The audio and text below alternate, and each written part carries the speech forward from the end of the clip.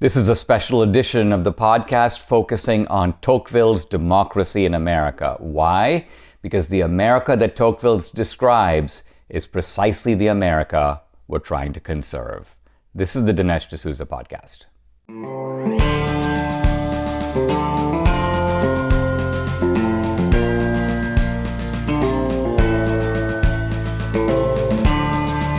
America needs this voice. The times are crazy. In a time of confusion, division, and lies, we need a brave voice of reason, understanding, and truth. This is the Dinesh D'Souza podcast.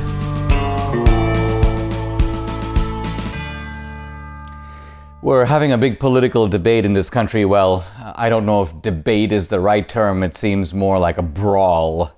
But what is the brawl over? What are we fighting about? Well, we're fighting about America and the future of America. But which future? It sometimes seems like we are the party of America and the other side is anti-American. We sometimes hear that rhetoric, and I've used that rhetoric myself. It's not entirely precise because it's not that we are for America and they are against America. We really want and are fighting about two very different conceptions of America. Now, a couple of years ago, maybe 3 or 4 years ago now, I debated Bill Ayers. This is, the former domestic terrorist Bill Ayers, the far leftist Bill Ayers, at Dartmouth College, and we were debating what's so great about America. And you might expect that Bill Ayers would have taken the position, America's not great. And he sort of did. But he did it in an interesting way. What he said was, yes, America is great, but it's not your America, Dinesh. It's not the things that you care about. The founders, they weren't that great. He said, the guy who was really great was the Seminole leader Osceola, who fought a guerrilla campaign against the U.S. government. He goes, what's great about America is the anarchists, the anti-war protesters, the social activist Emma Goldman, the Iraq war protester Cindy Sheehan.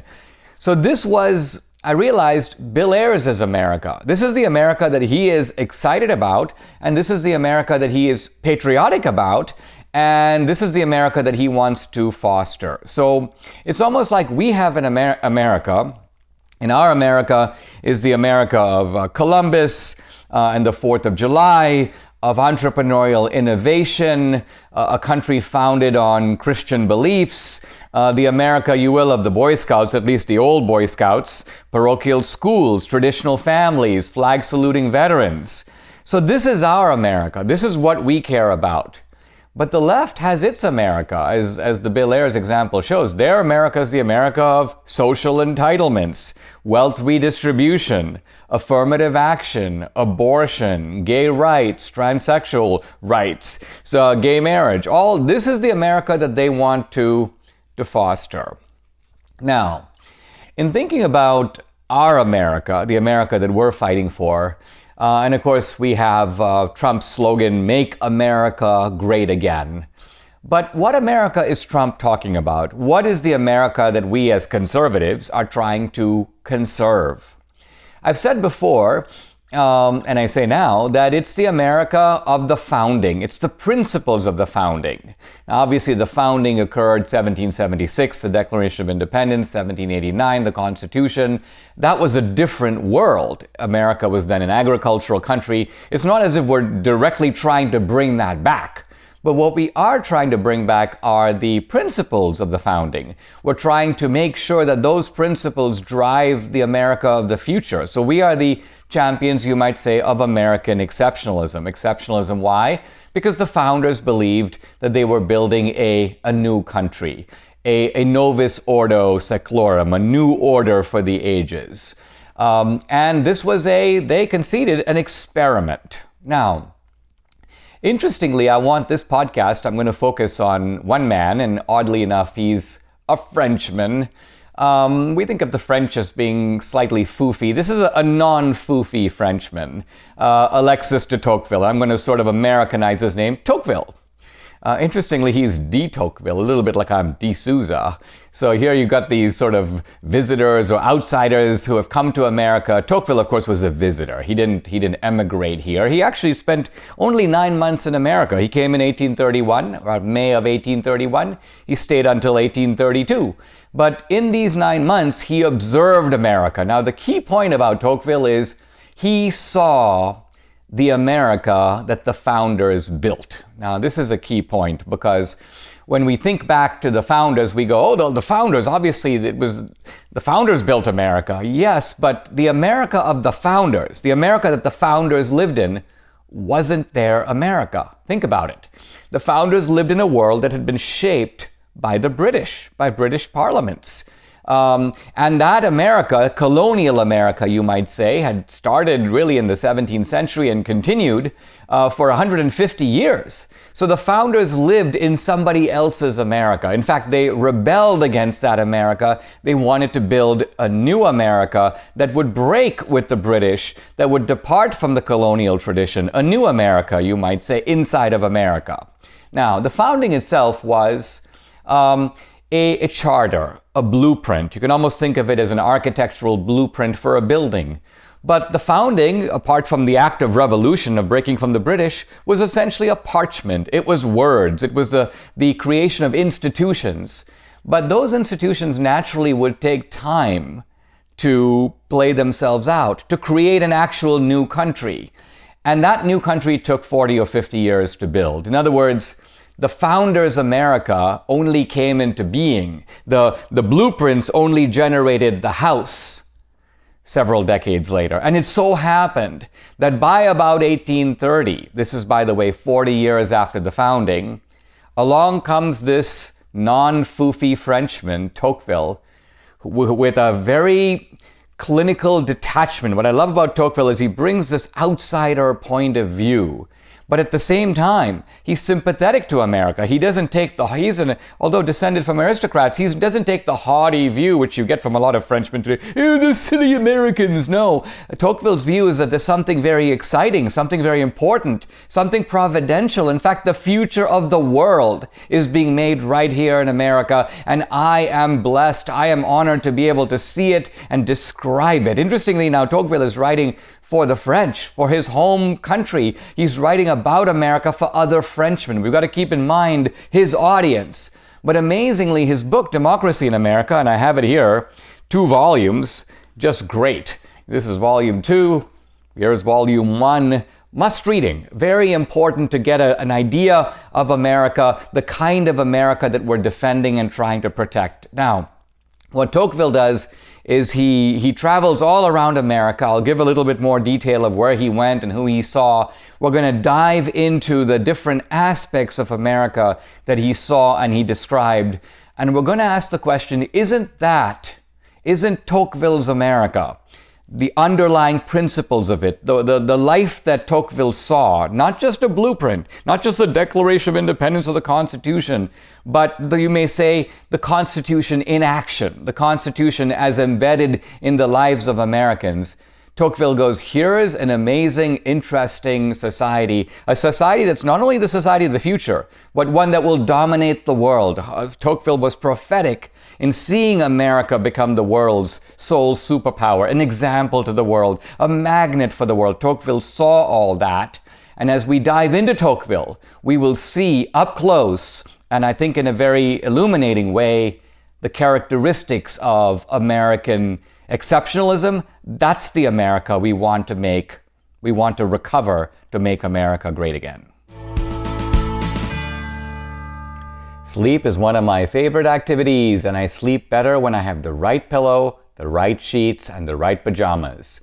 I love wearing Mike Lindell's pajamas. Well, not his pajamas, the My Pillow pajamas, and they go very well with Mike's Giza Dream Sheets. Mike is very grateful for you, and he's offering you an amazing offer. Buy one, get one free on his incredible sheet sets. Mike Lindell has come out with the world's most comfortable bed sheets. He found the best cotton in the world in a region where the Sahara Desert, the Nile River, and the Mediterranean Sea all come together to create the ideal conditions for growing cotton. The new Giza Dream bed sheets are made with this long staple cotton. Mike guarantees, and I guarantee they'll be the most comfortable sheets you'll ever own. The first night you sleep on Mike sheets, you'll never want to sleep on anything else. The Giza Dream Sheets are available in a wide variety of colors, and like all of Mike's products, they come with a 60-day money-back guarantee and a 10-year warranty. So right now, you can buy one, get one free by calling 800-876-0227 and use promo code Dinesh. For a limited time, buy one, get one free, 800-876-0227, or go to mypillow.com. Just make sure to use promo code Dinesh. Alexis de Tocqueville was only 25 years old when he, along with his buddy Beaumont, set out for America to discover what Tocqueville would later call a distinct species of mankind. Now, Tocqueville and Beaumont studied English to prepare for the journey. They each bought a gun. Beaumont apparently brought some sketchbooks and a flute. And when they arrived in Rhode Island, there was a whole contingent of press waiting to greet them. They would spend 9 months in America. They traveled, 7,000 miles. They went by stagecoach, by horseback, by steamer, by canoe. They covered 17 of the then existing 24 states. They started up in Boston. They went through Green Bay, Wisconsin, up into Canada, down through New Orleans. Then they ducked south. They went from Montgomery to Norfolk to Washington, D.C. They also covered New York and Philadelphia and Baltimore. So they saw a lot of America. They met a lot of famous people. They met a lot of ordinary people. By the way, we had a nice section on Tocqueville in my movie America, a movie you should see, by the way. So Tocqueville sees America and he's struck by the sort of entrepreneurial activity of the Americans. Now, by the Americans, I have to say, Tocqueville really means white Americans. Why? Because for him, as for many others, America was a virgin continent. Now, I realize that today this is very controversial. People say, what do you mean a virgin continent, Dinesh? There were people who were already here. What about the American Indians? Well, here's what Tocqueville has to say. The Indians occupied America without possessing it. What he's saying here really is that the Indians were here, but they didn't develop the continent. As Tocqueville says, they were there merely to wait until others came. Tocqueville has a remarkable statement. He goes, North America was discovered as if it had been kept in reserve by the deity and had just risen from beneath the waters of the deluge. It's almost as if the world is starting all over again, because here's this continent, and yes, there are people here, but Tocqueville never bought into the silliness that somehow, because the Indians were here first, they sort of own America. Think of it. Does the first Bedouin who shows up at a oasis own the oasis? Does he get the right to say to every subsequent Bedouin, you have to pay me if you want to drink water? Or if you drink water and enrich yourself in this oasis, later your descendants are going to have to pay reparations to my descendants. Think of the stupidity of this. Well, Tocqueville will have none of it. Now, what strikes him about America is the unbelievable resourcefulness, creativity, and energy of the Americans. He goes, and he's not entirely positive about this. He goes, Americans won't rest. He goes, I'm quoting him, he goes, they are sad and way too serious even in their pleasures. He goes, they have an inordinate affection for money. But that all being said, Tocqueville says they're always building things. And no sooner they build one thing, they're on to something else. Here's a really funny description talking about Americans trading at sea. He goes, the American starts from Boston to purchase tea in China. He arrives in Canton, stays there for a few days, and then returns. In less than 2 years, he has sailed as far as the entire circumference of the globe and has seen land but once. In that voyage of 8 to 10 months, he has drunk brackish water, lived on salt meat. He has been in a continual contest with the sea, with disease, with weariness. But upon his return, he can sell a pound of tea for a halfpenny less than the English merchant, and his purpose is accomplished, and he starts doing it again. Tocqueville talks about Americans. He says in Europe, people do one thing all their life. A guy's a saddler or a guy's a mason. He goes, the American? Oh no, he's a mason on Monday and then he's a cowboy on Tuesday. He's fixing something else on Wednesday. He's inventing a new type of pipe or machine on Thursday. So Tocqueville feels that this is the restless creativity that produces American abundance. He even talks about the double migration of the Americans. He goes, restless Europeans, and he notes it's sort of the restless Europeans that leave. The kind of sluggish Europeans stay home. And the restless Europeans do a migration to America. And Tocqueville goes, most people would be kind of content with that. You've already made a big migration. But no, they land in America, they set up, and pretty soon they're ready for a second migration. What's the second migration? Americans moving west from the East Coast to the Midwest, and then later all the way to the Pacific.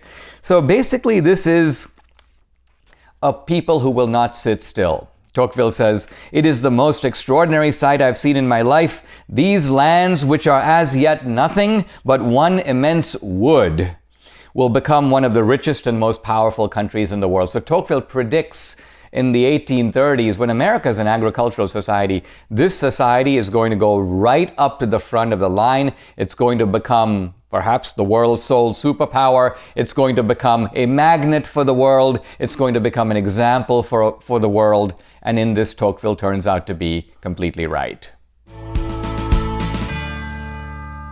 When running a business, HR issues can kill you. Wrongful termination suits, minimum wage requirements, labor regulations, and HR manager salaries aren't cheap, an average of $70,000 a year.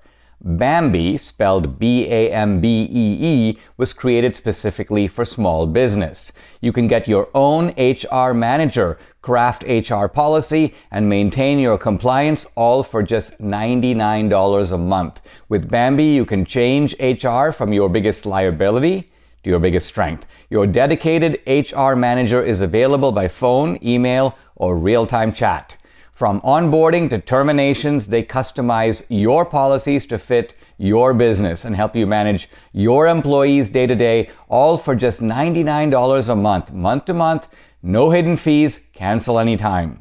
You didn't start your business because you wanted to spend time on HR compliance. Let Bambee help you. Get your free HR audit today. Go to Bambee.com/Dinesh right now to schedule your free HR audit. That's Bambee.com/Dinesh, BAMBEE.com/Dinesh.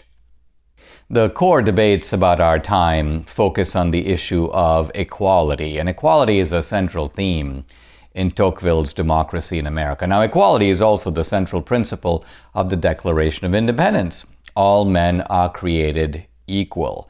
Our equality of rights comes out of that.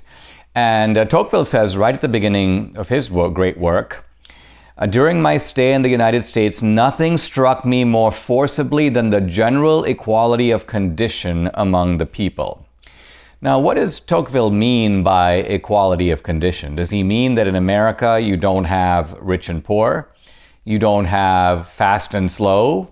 You don't have smart and dull? Not at all. He's not talking about that.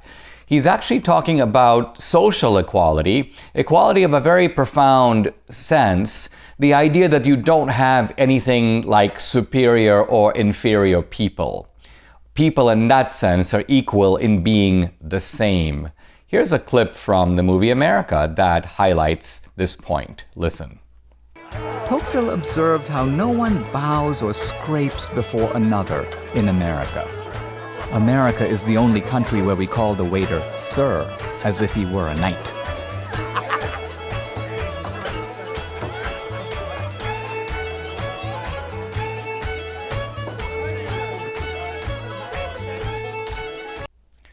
So there you go. They're all in the restaurant, and it's all types of people. Tocqueville isn't interested in homogenizing them, but his point is they're all equal in being there, in being arm to arm with each other. Now, he gives an example where he talks about an aristocrat in France, Madame de Sévigné, and she is talking about a peasant who is executed. And she describes it, she's actually laughing as she describes it, Tocqueville says, which shows, according to Tocqueville, that, quote, Madame de Sévigné did not clearly conceive what it was to suffer when one was not a gentleman. So, from the point of view of this aristocrat, there are two types of human beings. There are the superior types, like her, and there are the inferior types whose lives don't matter. But Tocqueville says it's not like that in America. In America, in fact, he says you don't have peasants, you have farmers. But farmer implies a dignity that the peasant doesn't have, because peasant is always contrasted with some other higher superior being. Tocqueville also says in America there are employees, but there are no servants. Now I'm very struck by this fact. I mean, in many countries in the world, if a rich guy were to go into a slum in Bombay and say to the poor guy, hey, listen, I'll give you 100 rupees if you kiss my feet, the guy would be like, great, I'll do it for 10. But in America, you can't do this. Bill Gates can't come to you and say, hey, listen, I'll give you $50 if you kiss my feet. You'll be like, take a hike. You might be richer than me, Bill Gates, but you're not better than me. This is what Tocqueville is getting at. Tocqueville then turns the issue of equality to the issue of men and women, and he has very striking things to say. He says men and women are equal, but they have completely different paths in life. What he calls two clearly distinct lines of action, two pathways. And he goes, it doesn't matter if families are rich or poor. In the rich families and in the poor families, the man is sort of the man of the external world. The man commands the outside space of the house, and the woman rules the roost. And he says, this may seem like some sort of oppression, but he goes, that's not the case. He goes, this opinion, which you could call patriarchy or the division of labor, the division of roles, he goes, is not peculiar to one sex and contested by the other. I have never observed that the women of America consider conjugal authority, male authority, as a usurpation of their rights, or that they thought themselves degraded by submitting to it. It appeared to me, on the contrary, they attach a sort of pride to the voluntary surrender of their own will. So now the key word here is voluntary, because Tocqueville's point is that unlike in Europe, where marriages are largely arranged, in America, not just that the couple decides, but he points out slyly, the woman decides. He says the man is attracted to the woman, but the woman chooses the man that she wants to be married to. But once she chooses, he says, she submits to male authority. And in fact, he describes in a very poignant way the life of the pioneer wife. I want to read a couple of lines because it's a hard life. He goes, the pioneer's wife, plucked from the innocent cradle of her youth in an instant and with no hope of returning, has exchanged the attractions of society and the pleasures of her own home for the isolation of the forests. Privation, suffering, and boredom have affected her vulnerable constitution, but have not felled her courage. Amid the profound sadness depicted upon her delicate features, we discern a religious resignation, a deep peace, and some kind of quiet and natural determination which confronts the tribulations of life without fear and with acceptance. So you can see here that Tocqueville actually admires what can almost be called the manly determination and manly courage of the American woman. He says this. He says that women, in a sense, have the delicate features of women. They have the ornate clothing of women, but they have the hearts of men. And they need it because in the forest, you may say, while building a new settlement, it takes tremendous determination and courage. You have to sort of submit your life to it. Finally, Tocqueville talks a little bit about books. And he goes, Americans are equal in books. You know why? Because they don't have any. He goes, by and large, all the books have to come from London. But he goes, Americans, even ordinary Americans, aspire to read. He goes, there's hardly a pioneer's hut that does not contain a few odd volumes of Shakespeare. I remember I read the feudal drama of Henry V for the first time in a log cabin.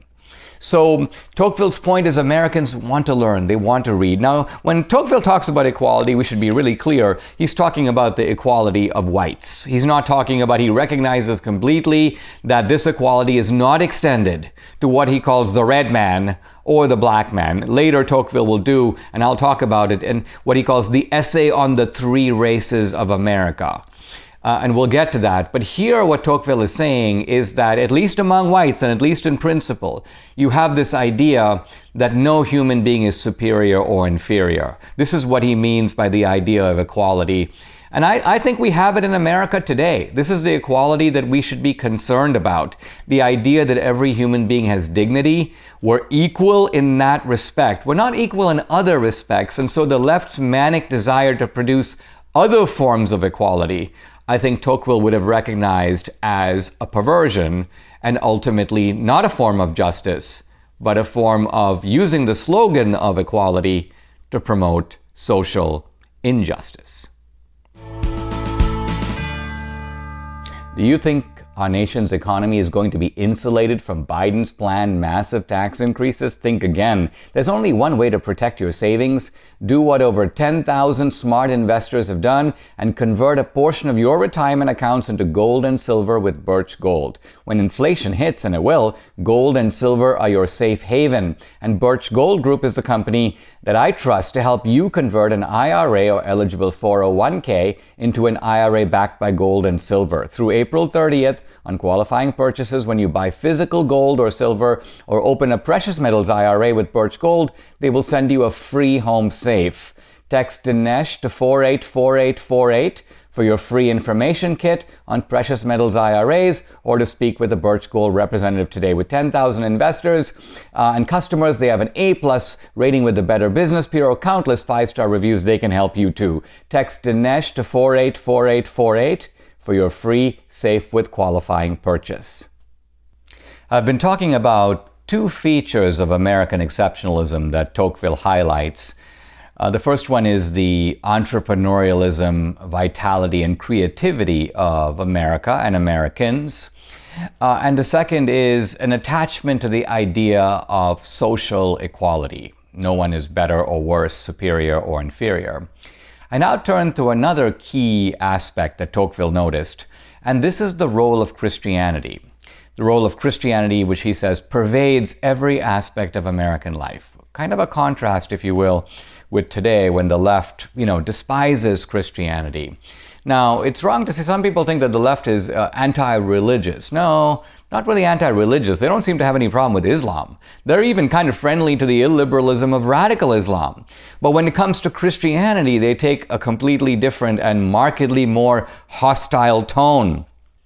And let's remember that the left's attack on Christianity isn't merely theological. They don't like the morality of Christianity. They don't like the idea of the 10 Commandments. They don't like the strictures about homosexuality, for example. So they want to eradicate not really so much Christian theology. Think of it. Biden is like, I'm fine with Christian theology.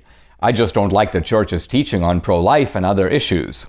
Now, Tocqueville was a Catholic. And Tocqueville saw in Europe a very different kind of Christianity. The typical clergyman for Tocqueville was some kind of a bishop in a purple robe, a bishop who was friendly with aristocrats and showed up at court. In America, Tocqueville sees the Christianity is like among the people. You show up to see a pastor and you find him with his parishioners and he's like digging a ditch. He's part of ordinary life. Here's a little clip from America which shows the sense in which Christianity in America is just part of the routine lives of ordinary Americans. Watch. Tocqueville witnessed the importance of Christianity. He saw faith shaping not only people's inner life, but also their political life.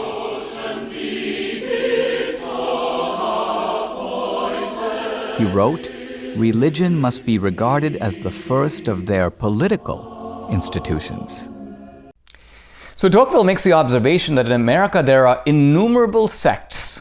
I think as a Catholic, he's struck by this kind of multiplicity of Protestant and even some kind of eccentric types of belief. But he goes, even though you've got all these different sects and they all have kind of their own innovations in theology, he goes, at the same time, they all have the same morality. They all teach the same, if you will, commandments. And so Tocqueville says it is this common morality that unites Americans in religion. Now, he makes a remarkable statement, which is that religion is the first of America's political institution. I think this requires a little bit of explanation because we don't think of religion necessarily as inherently political. But Tocqueville says religion motivates Americans to do good deeds. It drives their projects for reform. The anti-slavery movement is driven by religion. The movement for temperance is driven by religion. So religion becomes a kind of activator of the soul, says Tocqueville, and causes people not just to put their eyes on the next world. This was, of course, the great critique of religion by Marx and others. Religion makes you ignore this life. It makes you just wait for the next life. No, Tocqueville says, for Americans, religion activates you in this life to improve things for yourself and for others. He also says that while capitalism or free markets focuses on self-interest, religion orients you toward other people. It teaches you altruism, it teaches you charity, it teaches you love and neighborliness. So in a sense, what Tocqueville is saying is that religion counterbalances the self or inward drawing impulses of capitalism, and that's a very healthy balance for a society. You need capitalist innovation, but you also need religion to teach you, not only to teach you about others, and to teach you that if you do make a whole lot of money, that comes with certain responsibilities and opportunities for charity. In the end, I think Tocqueville would be probably a little stunned to see the way in which Christianity is under attack, under siege in America. He didn't foresee, because in his time, religion and Christianity was so omnipresent in America, so enmeshed in the ordinary lives of people. I don't think he anticipated the rise of not just unbelief, or because even in Tocqueville's France, there were people who didn't go to church, they didn't practice, but a kind of political attack on Christianity, one that would seek to uproot the influence of Christianity from American life and create what the left seems to want now in America, a thoroughly secular society. One thing I love about Mike Lindell, he's such a countercultural rebel. The left is trying to cancel Dr. Seuss, so what does Mike Lindell do? He makes a Dr. Seuss style commercial. Listen. Welcome to Sleepyville, where no one sleeps deeply. The pillows are bad and the sheets are made cheaply. But there is one family in the Sleepyville town that uses my pillow for the best sleep around. My pillows are adjustable for proper alignment, and the Giza sheets breathe so they feel no confinement. So order my pillow for great sleep refinement. Why are they so chipper? Their co-workers wondered. So much energy and zest, like they've had the best slumber. And when they peeked in the window, the secret was clear. My pillow sheets, pillows, and mattress toppers appeared. My pillow is breathable and lasts more than 10 years. It's washable and dryable and was manufactured right here.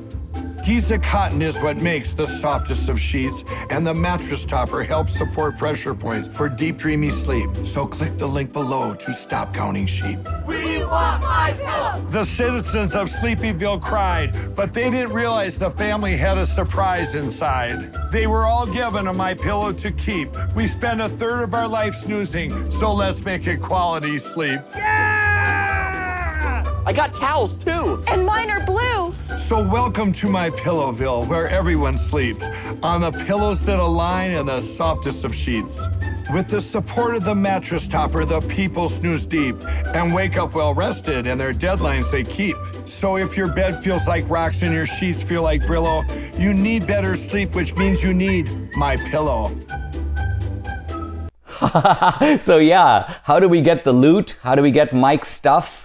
We go to 800-876-0227 and use promo code Dinesh. Once again, the phone number 800-876-0227, or go to mypillow.com. Just make sure to use promo code DINESH, Dinesh.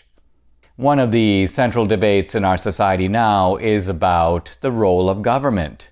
Not whether to have a government, but what should the government do, and what is expected for citizens to do. Now, this is a topic that is of great interest to Tocqueville, and he takes it up. He describes it as the issue of associations. Everywhere Tocqueville goes in America, he sees associations. And by associations, he means just groups of people who come together to do something. It could be to clear a creek. It could be to pave a road. It could be to build a house for someone whose house has fallen down. It could be philanthropic, it could be charitable, it could be entrepreneurial. But what Tocqueville says is that in other countries, and particularly in France, these things are not done by citizens. They're done by great lords, or they're done by a centralized state. France, of course, has been known to have a centralized state going back to the days of Louis XIV and even before. And France, of course, has a pretty centralized state today. So Tocqueville is struck by the contrast by this centralized approach to government and what he sees as the voluntary combinations of individuals acting in concert as a team. Here is Tocqueville. He says that in the United States, associations are established to promote the public safety, commerce, industry, morality, and religion. There's no end which the human will despairs of attaining through the combined power of individuals united into a society. Here's a short clip from America, the movie America, showing how this combination of effort produces charitable results. Listen. When a private individual meditates an undertaking, he never thinks of soliciting the cooperation of the government. Rather, he does it himself, or in collaboration with others.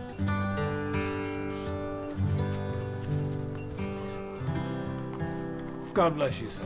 God bless you. In the end, the sum of these private undertakings far exceeds all that the government could have done. Now, Tocqueville says that in Europe, the state does all this. The state takes over, if you will, the issue of charity. But he says that in America, he goes, quote, there is no, at least it does not appear to be, any government at all. No central idea whatever seems to regulate the movement of the machine. By the machine here, Tocqueville means society. So society is functioning sort of outside of government. Tocqueville sees not only no centralized government, he doesn't see any government whatsoever. Now, Tocqueville does realize that, and he sees this particularly in New England, that there is active local government, but the local government that impresses him is the government of the New England town meeting. It's in fact not even representative democracy. This isn't just a board of aldermen or state representatives who come together, all 12 of them, and make decisions. No, the New England town meeting is open. It's held in a church. It's held in a kind of public house, almost sometimes even in a tavern, and people show up and they talk about issues of importance. They make decisions. They egg on their representatives. They cheer. They jeer. And Tocqueville sees this as participatory democracy. But the important thing, participatory democracy at the local level. And the local level is important for Tocqueville because it's people dealing with their own problems. You don't have a bunch of people in Washington, D.C. saying, this is how it ought to be in Oregon. This is how it ought to be in Savannah. In fact, why consider that the problems of Oregon and Savannah would even be the same?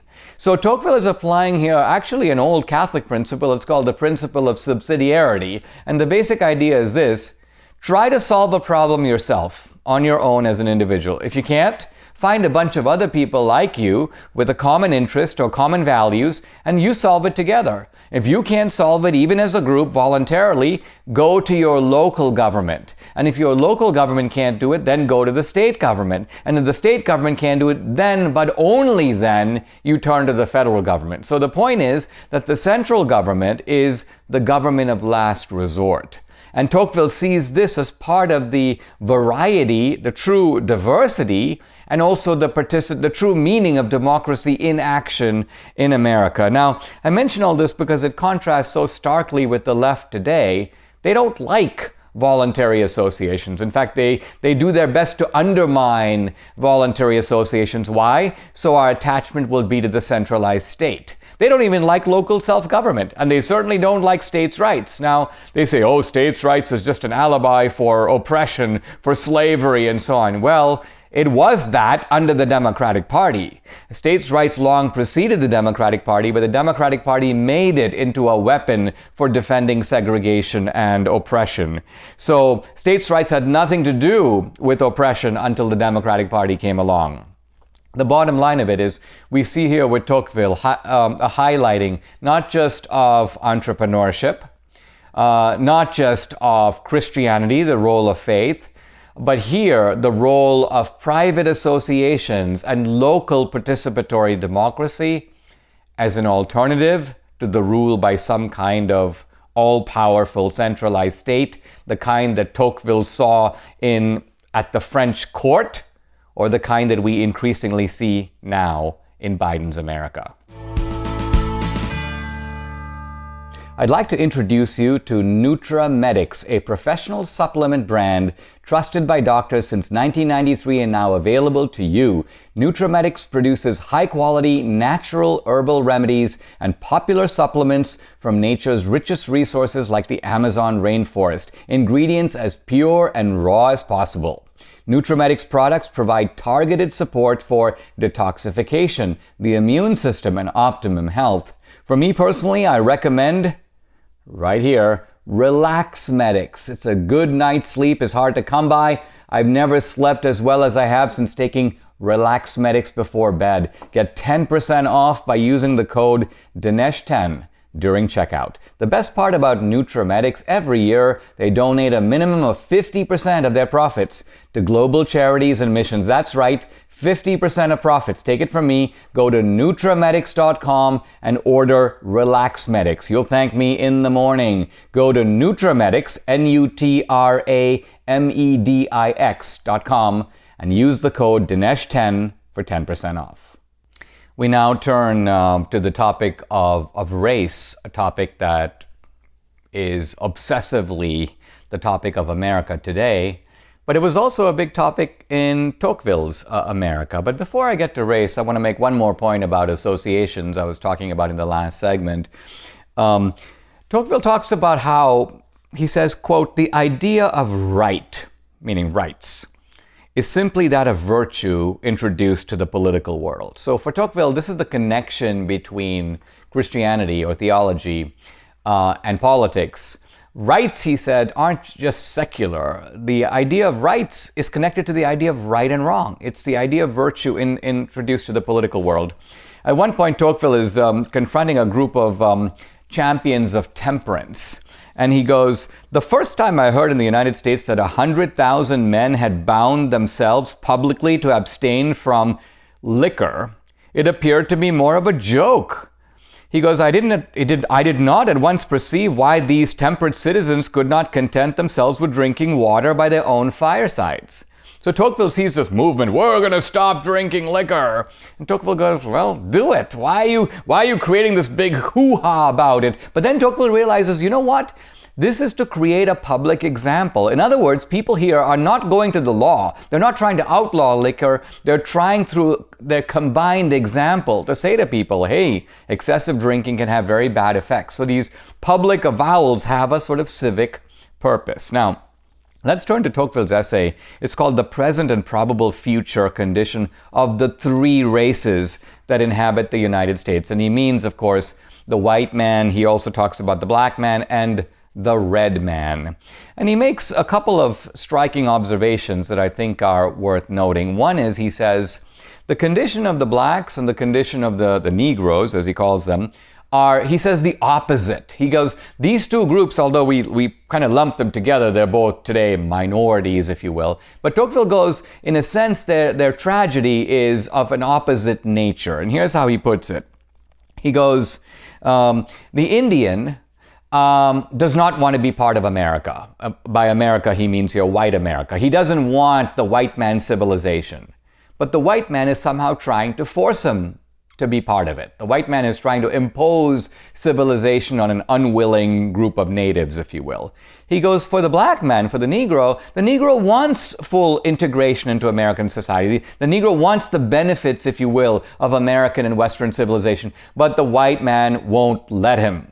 So the Negro, in a sense, is being kept out, according to Tocqueville, but the American Indian who wants out is being forced in. Now, Tocqueville sees this whole race issue as a real tragedy, and he makes the point that he says that it is always a good thing historically when somehow a more barbarian nation conquers a more advanced nation. He goes, it's better if a ruder group of people, like the Mongols, conquers a more advanced people like the Romans. Why? Or like the Europeans. Why? Because he says when a barbarian people conquers, they can sort of accept the superior civilization of the people they've conquered and adapt to their ways.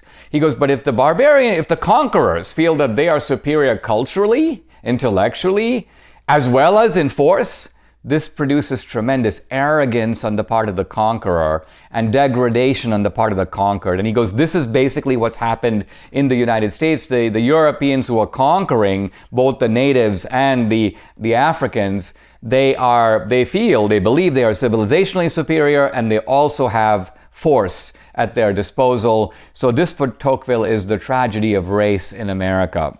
So Tocqueville does not turn his eye away from all this. At one point, he's talking about slavery, and he makes kind of a profound point about slavery. He's standing at a point where you've got Ohio to the north of him and Kentucky to the south of him. Now, Ohio is free country, Kentucky is slave country, and Tocqueville notices that there's a huge difference. Listen. At one point, Tocqueville stood on the Ohio-Kentucky border. He looked north, and he saw industrious Ohio. He looked south, and he saw idle Kentucky. On both sides, he commented, the soil is equally fertile, the situation just as favorable. So what explained the difference?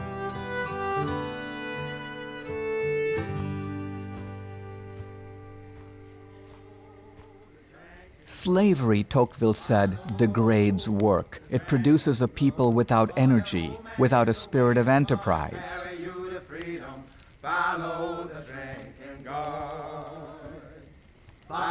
Slaves have no incentive to work because they don't get to keep the fruit of their labor. Thank you all for coming out to auction today. And masters become lazy because there are slaves to do everything for them. We're going to sell them here because they're ready to work. We're going to start this auction off with this strapping young buck right here. So what Tocqueville is getting at here is that slavery is the degradation. And it's the degradation of the whole society of Kentucky. It affects the slaves, of course, but it also affects the masters. If it makes the slaves lazy, because why should they work? They're not being paid to work. It makes the masters lazy, because why should they work? The slaves are there to do it for them. Ultimately, Tocqueville, he doesn't say much about the Democratic Party as the party of slavery. This was the 1830s. Of course, Andrew Jackson had just been elected a couple of years earlier, 1828. So the Democratic Party was just becoming the party of the plantation. But Tocqueville notices the plantation mentality. And I think if Tocqueville were alive today, he would see that plantation mentality, far from being extinguished, certainly far from transferring to the Republican Party, the big switch bugaboo. No, this plantation mentality is still here in America, except the Democratic Party now wants to impose at least a certain form of servitude, not just on the blacks, but on all of us. Let's talk about censorship on social media sites and what you can do about it. The left wants to silence you, to remove any voices they don't agree with. Twitter, Facebook, they're supposed to be open platforms. I don't need their content moderators acting like the op-ed section of the New York Times. So instead of letting social media sites revoke your right to free speech, how about revoking their right to your data?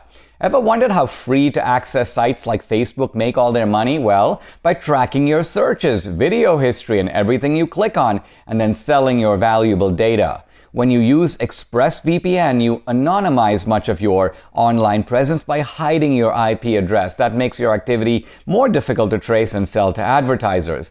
And ExpressVPN couldn't be easier to set up. Just tap one button on your phone or computer and you're protected. ExpressVPN also encrypts 100% of your data to protect you from hackers and internet bad guys. It's time to say no to censorship and take back your online privacy by going to expressvpn.com/Dinesh. By visiting my special link, you'll get an extra 3 months of ExpressVPN service for free. Again, that's EXPRESSVPN, expressvpn.com/Dinesh, expressvpn.com/Dinesh. I've been talking about how Tocqueville describes and in many ways celebrates the principles of American uniqueness, of American exceptionalism. From entrepreneurship to innovation, the impact of Christianity, the idea of social equality and equal dignity, and also the idea of doing things voluntarily, turning to the government only as a last resort. But now we want to turn to Tocqueville's warning, because Tocqueville thinks that America faces a great danger, and it's a danger that I think is now upon us. It's the danger of what Tocqueville calls soft despotism. Soft despotism. It's remarkable that in 1831, Tocqueville could see so far out that he could see this coming. Now, for Tocqueville, this despotism arises not because democracy is giving way to authoritarianism or giving way to monarchy, not at all. The despotism is particularly insidious because it comes out of democracy itself. Out of democracy itself. Here's a way to think about it. Democracy is based on the idea of majority rule. But where does the majority get the right to rule? Let's just say we have a group of 10 people. Why should 6 people, just because they are 6, tell the other 4 what to do? Is it just because the 6 are more, they're stronger? So are we now submitting to a law in which might is right? Because the 6 are more and have greater, let's just say, muscle power, they get to wrestle the other 4 to the ground? No. The idea of democracy is based on the idea that the 6, even though the majority, need to have their power curtailed, limited. There have to be protections for the 4, which is minority rights. So the founders knew all this, and the founders worried about what they call tyranny of the majority. And here is where Tocqueville really takes off. He says the danger of democracy comes from the tyranny of the majority. Here's Tocqueville in his usual mode where he rises above the pedestrian and reaches the profound. He goes, unlimited power is in itself a bad and dangerous thing. He says, human beings are not competent to exercise it with discretion. God alone can be omnipotent. Why? Because his wisdom and his justice are always equal to his power. He goes, but for human beings, he goes, whenever you have all power concentrated in one, it's bad. He goes, it's bad when we call it a monarchy, when one person rules. He goes, it's bad when we call it an aristocracy, when a few people rule. But he goes, it is equally bad when we call it a democracy, when the majority rules or tyrannizes over the minority. The founders called it tyranny of the majority. Tocqueville remarkably calls it tyranny of the laws. Tyranny of the laws. And here's Tocqueville. He goes, what is the guarantee against the majority in the United States? He goes, public opinion forms the majority.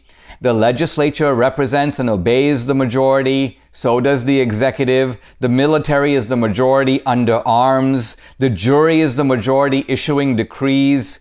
So basically what Tocqueville is saying is that tyranny doesn't have to be the tyranny of one man. It can be the tyranny of the people. Or by the people here, he means the largest faction of the people despotically ruling over a smaller faction. Now, what is the effect of this so-called soft despotism? I want to read Tocqueville here because it has to do with the majority doing this through the centralized state.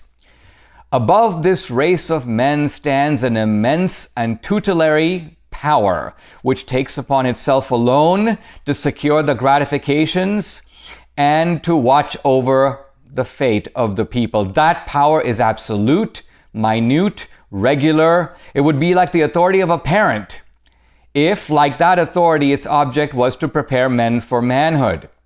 So it'd be one thing if this despotism was, listen, it's temporary, you're going to become an adult and you can then rule yourself. No, he goes, but it seeks on the contrary to keep people in perpetual childhood. For their happiness, such a government willingly labors, but it chooses to be the sole agent and the sole arbiter of that happiness. It provides for their security, foresees and supplies their necessities, facilitates their pleasures, manages their principal concerns, directs their industry, regulates the descent of property. What Tocqueville says is the government here is trying to do what? He goes, it's trying to spare us the care of thinking and the trouble of living. Now, he says the people gain a sort of independence from this soft despotism when? On election day. He goes, the people sort of take their power back for one day. So for one day every 2 years or 4 years, people get their power back. But he goes, they hold it just long enough to release it again. So he goes, by this system, the people shake off their state of dependence just long enough to select their master and then relapse into it again. So Tocqueville here is saying that by contrast with the participatory direct democracy of the New England town meeting, the centralized state does not consult the people. It rules over them, for them, if you will, but it rules despotically. And when Tocqueville uses the phrase soft despotism, by the way, soft here doesn't mean that the despotism is like marshmallow tyranny, not at all. What he means is it's despotism that is concealed. It's despotism that is traveling under the banner of freedom. So Tocqueville here is a champion of freedom. But what he's saying is that the greatest threat to freedom comes from democracy itself, comes from the tyranny of the majority, comes from the people. Obviously not all the people, but some people, arrogating power to themselves and in the name of the people, tyrannizing over other people. So democracy here becomes a shibboleth, a justification for the arbitrary exercise of power. I think a prophetic warning very relevant to our own day. Your credit card company found some suspicious charges on your card. Well, that's simple identity theft. It's annoying, but they cover it.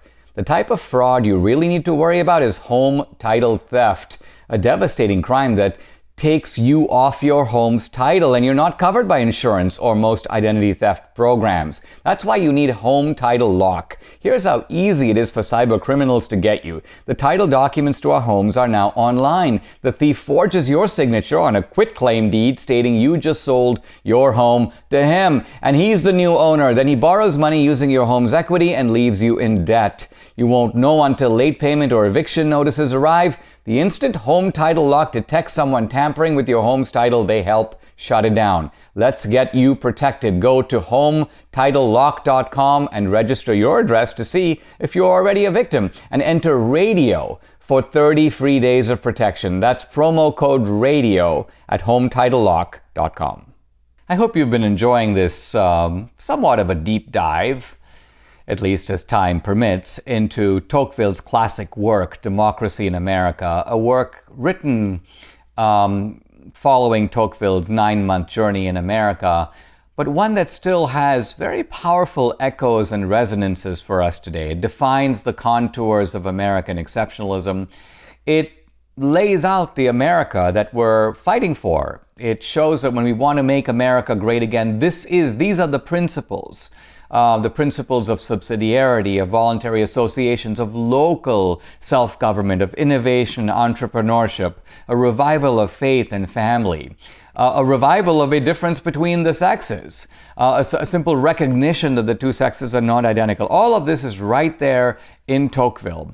Now, I want to talk in this concluding segment about Tocqueville's other book, because many people don't realize, well, Tocqueville did a bunch of other things. In fact, even his travel accounts weren't limited to America. He went to England, he went to Sicily, he wrote about Italy, he wrote about England, but his work on America, of course, is his most famous. But there's one other book by Tocqueville that is well worth reading, and it's called The Ancien Regime, The Old Regime, and the French Revolution. This is Tocqueville's thoughts about what's going on in France. And I want to single out just one idea in that book because it runs counter to the sort of idea that we have gotten now from Marx and so many people on the left, the idea that revolution is created by people who are impoverished. According to Marx, once oppression gets bad enough, once the proletariat or the working class is immiserated beyond a certain point, they can't take it anymore and they begin to revolt. Now, of course,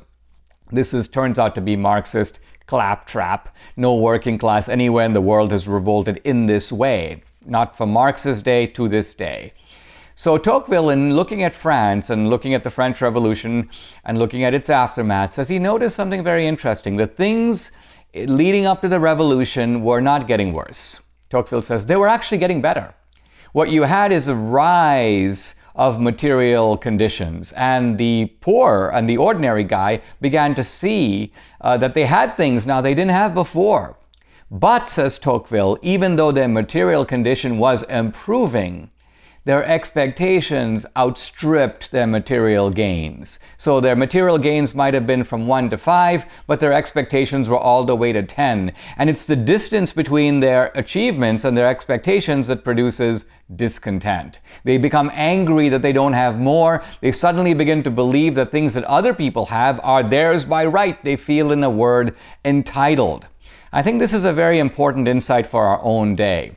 When I see a lot of these Black Lives Matter types, these Antifa types, these raging, discontented leftists on campus, they're often extremely well-fed. They're well-clothed. They drive nice cars. They live in mom's basement. Many of them don't even work. And yet they're extremely angry. They're angry not because they're impoverished. This is not some kind of immiserated working class. These are the spoiled brats. And the language of revolution comes very easily to these spoiled brats. Why? Because somehow, with all the stuff they have, they believe that they are now crusaders, not just for others, but also for themselves. Why can't I get free college? Why can't I get this? And why can't I get that? I own a cell phone, but here recently I just saw Jim Acosta. Why can't we need to have Biden's infrastructure plan because I want to take the Acela fast train and have Wi-Fi from New York to Washington. So here you've got this chubby-faced, grown-up brat, Acosta, and I don't begrudge him wanting to go on a fast train. I just begrudge him wanting you and me,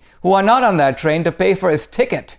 Why doesn't this guy who's making a decent salary pay for himself? So here's Tocqueville's point, that what breeds discontent is not poverty, but actually a relatively well-fed but discontented guy who's miserable not because he doesn't have enough, but because he is perpetually wanting more, and wanting more very often, at least in the case of the left, at the expense of someone else. Subscribe to the Dinesh D'Souza podcast on Apple, Google, and Spotify.